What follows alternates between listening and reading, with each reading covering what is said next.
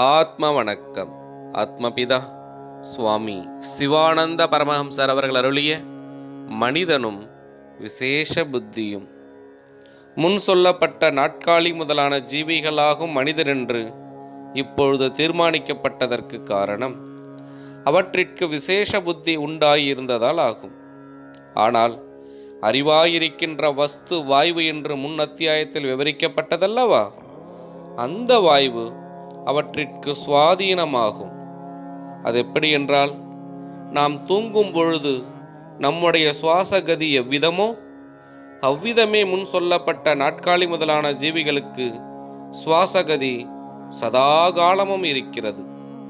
அந்த அறிவாய் ஜீவசக்தியாயிருக்கின்ற வாய்வு அவற்றிற்கு ஏககதியாகி தீர்ந்தது. அந்த அறிவான வாய்வு ஏககதியாக வரும்பொழுது எல்லா நிலைமைகளும் சுவாதீனமாய் வருகின்றன. அதனால் அந்த வாயுவினுடைய சுவாதீனத்தால் இன்ன இடத்திலிருந்து புறப்பட்டோம் என்றும் இன்ன வழியாக வந்தோம் என்றும் மோப்ப சக்தியினால் உணர்ந்து புறப்பட்ட இடத்திற்கே திரும்பி வந்து சேருகிறது. அதன் காரணம் அவற்றிற்கு அந்த அறிவாயிருக்கின்ற வாயு ஏககதியானதுதான்.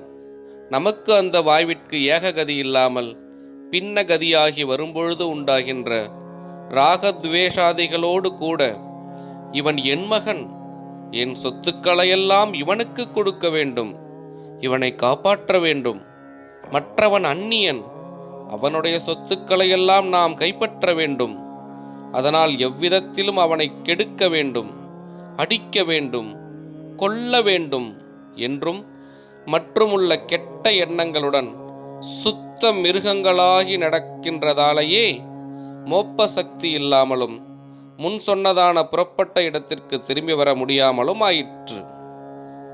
எப்பொழுது நமக்கு பின்னகதி இல்லாமல் ஏககதியாக வருகிறதோ அப்பொழுது அறிவாகி ஜீவசக்தியாகி வாய்வாயிருக்கின்ற பொருள் நம்மில் அடங்கவும் அப்பொழுது நமக்கு அறிவுண்டாகவும் செய்கிறது.